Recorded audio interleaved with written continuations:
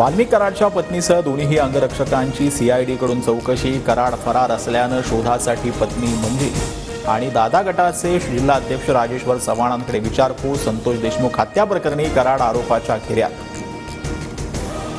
संतोष देशमुख हत्या प्रकरणी बीडमध्ये उद्या मूक मोर्चा. सर्वपक्षीय नेते रस्त्यावर उतरणार. मूक मोर्चा एसपी कार्यालयाऐवजी जिल्हाधिकारी कार्यालयावर धडकणार. धनंजय मुंडे आणि पंकजा मुंडेंचा राजीनामा घ्या. वाल्मिकी कराडला तात्काळ अटक करा. लातूरच्या रेणापूरमधील आंदोलकांची मागणी. 1 जानेवारीला चक्काजाम आंदोलनाचा इशारा. बीड प्रकरणावरून धनंजय मुंडेंचं राजकारण संपवण्यासाठी सुरेश धस यांना सुपारी. मिटकरींचा गंभीर आरोप. तर मिटकरी तू या रगेलाच्या नादी लागू नको, अन्यथा अवघड होईल. सुरेश धस यांचा इशारा. प्राजक्ता माळी सुरेश धस यांच्या विरोधात तक्रार करणार. सूत्रांची माहिती. परळीत धनंजय मुंडेंकडून इव्हेंट मॅनेजमेंट होत असल्याचं धस यांचं वक्तव्य. प्राजक्ता माळीच्याही नावाचा उल्लेख. बीड सरपंच हत्येनंतर धाराशिव उरणमधील सरपंचही दहशतीत. रायगडच्या उरण तालुक्यात गावगुंडांचा सरपंचावर हल्ला. तर तुळजापुरातील मेसाई जवळगा गावातील सरपंचाला पेट्रोल टाकून जाळण्याचा प्रयत्न.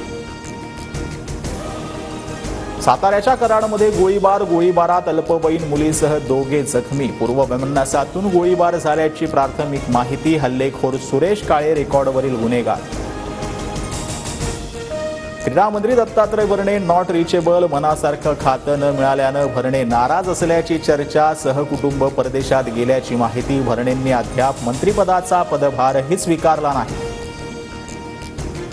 बदलापुरात 19 वर्षीय तरुणीवर अत्याचार करणाऱ्या रिक्षाचालकाला वेड्या मैत्रिणीनं पियर पाजून रिक्षाचालक मित्रानं अत्याचार केल्याचा धक्कादायक प्रकार. कृत्यात साथ देणाऱ्या मैत्रिणीलाही अटक. घाटकोपरमध्ये भरधाव टेम्पोची 5 ते 6 जणांना धडक. अपघातात एका महिलेचा जागीच मृत्यू तर 2 ते 3 जण जखमी. चिरागनगर परिसरातील घटना. टेम्पो चालकाला फीट आल्यानं अपघात झाल्याची प्राथमिक माहिती. माजी पंतप्रधान डॉक्टर मनमोहन सिंह यांना मान्यवरांची आदरांजली. पार्थिवावर उद्या सकाळी 11:45 शासकीय इतमामात अंत्यसंस्कार होणार. मनमोहन सिंह यांच्या स्मारकासाठी मोदी शहांना पत्र. ऐन हिवाळ्यात राज्यात अवकाळी पावसाच्या सरी. वाशिम, जळगाव, अकोल्यासह नंदुरबारमध्ये तुफान पाऊस. तर खानदेश, विदर्भ, मराठवाडा, मध्य महाराष्ट्रात 29 डिसेंबरपर्यंत गारपिटीचा इशारा. शेती पिकांचं नुकसान होण्याची शक्यता. नवीन वर्षात राज्यातील शिक्षकांचा पगार 2 ते 3 दिवस उशिरा होण्याची शक्यता. लाडकी बहीण योजनेमुळे राज्याच्या तिजोरीवर भार झाल्याची चर्चा.